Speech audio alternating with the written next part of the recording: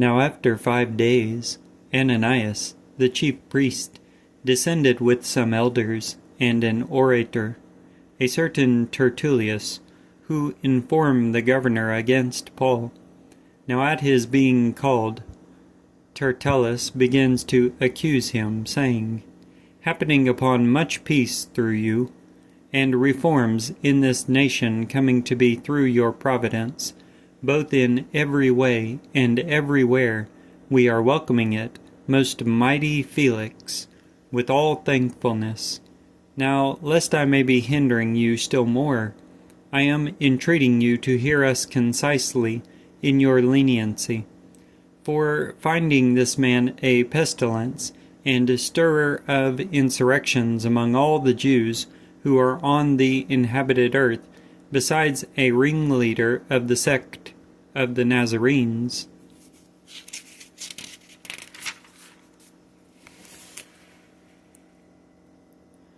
who tries to profane the sanctuary also, of whom we lay hold also, from whom you yourself will, by examining him, be able to recognize all of these things concerning which we are accusing him.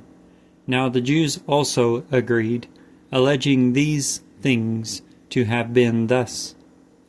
Besides, Paul, the governor, nodding to him to speak, answered, being versed in the fact that for many years you are a judge in this nation, cheerfully am I defending that which concerns myself, at your being able to recognize that it is not more than 12 days since I went up to worship in Jerusalem, and they neither found me in the sanctuary arguing with anyone, or making a concourse of the throng, nor in the synagogues, nor at the city, nor can they present evidence to you for that which concerning they are now accusing me.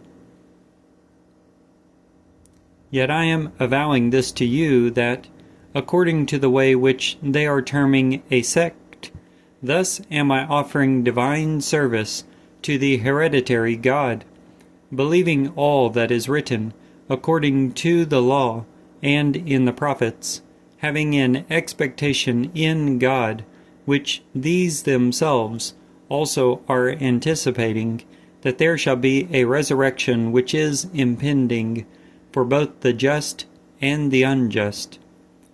In this I am exerting myself also to have a conscience which is no stumbling block toward God and men continually.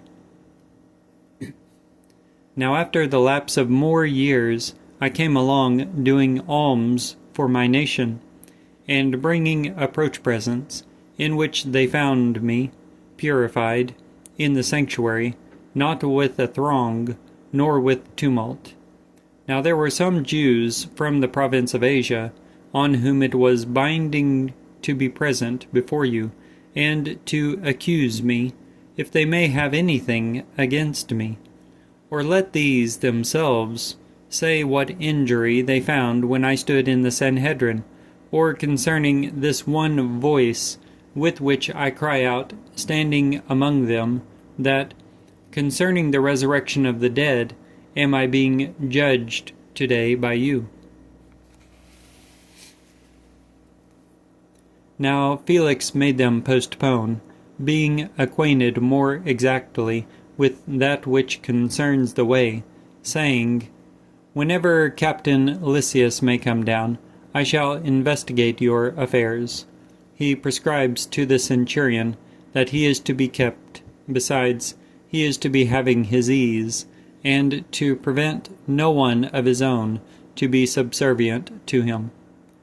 Now after some days, Felix, coming along with Drusilla his wife, being a Jewess, sends after Paul and hears him concerning the faith in the anointed Yeshua.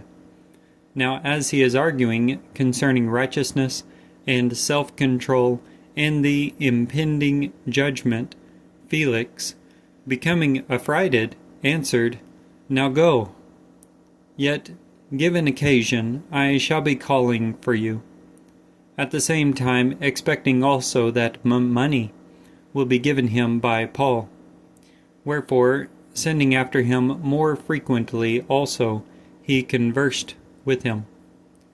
Now 2 years being fulfilled, Felix got a successor, Porcius Festus. Besides, wanting to curry favor with the Jews, Felix left Paul bound.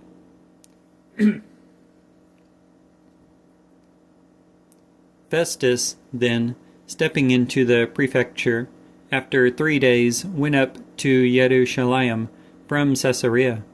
Besides, the chief priests and the foremost of the Jews informed him against Paul, and they entreated him, requesting a favor against him, so that he should send after him to bring him into Jerusalem, making an ambush to assassinate him by the way. Festus indeed, then, answered that Paul is to be kept in Caesarea, yet he himself was about to be going out quickly.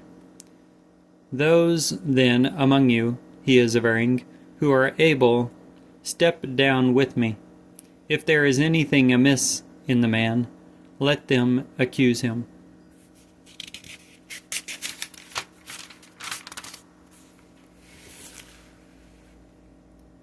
Now, tarrying among them not more than 8 or 10 days, descending to Caesarea on the morrow, being seated on the dais, he orders Paul to be led forth.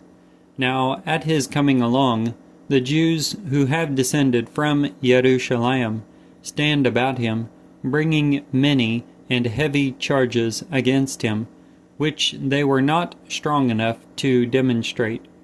Paul, defending that neither against the law of the Jews, nor against the sanctuary, nor against Caesar, did I any sin.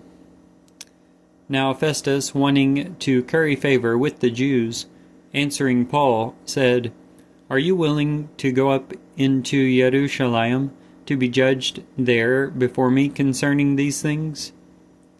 Yet Paul said, At the dais of Caesar am I standing, where I must be judged. The Jews in nothing have I injured, as you also are most ideally recognizing. If indeed, then, I am injuring, and I have committed anything deserving of death, I am not refusing to die. Yet if there is nothing in that of which these are accusing me, no one can surrender me to them as a favor. To Caesar am I appealing. Then Festus, conferring with the council, answered, To Caesar have you appealed. To Caesar shall you go. Now some days elapsing, Agrippa the king and Bernice arrive at Caesarea, greeting Festus. Now as they tarried more days there, Festus submitted Paul's affairs to the king, saying, There is a certain man left prisoner by Felix, concerning whom, at my coming to Jerusalem, the chief priests and the elders of the Jews inform, requesting his conviction, to whom I answered that it is not the custom for Romans to surrender as a favor any man before the accused may have the accusers face to face, besides getting a defensive position concerning the indictment.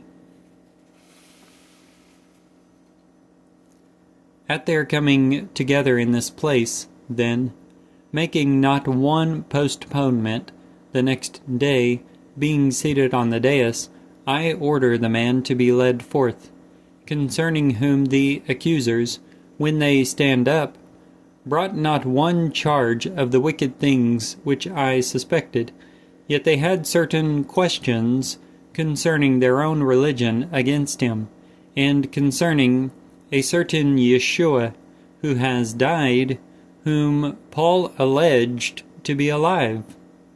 Now I, being perplexed by the questioning about these things, asked if he may be intending to go to Jerusalem, and to be judged there concerning these things. Now at Paul's appealing to be kept for the imperial investigation, I order him to be kept till I shall send him up to Caesar.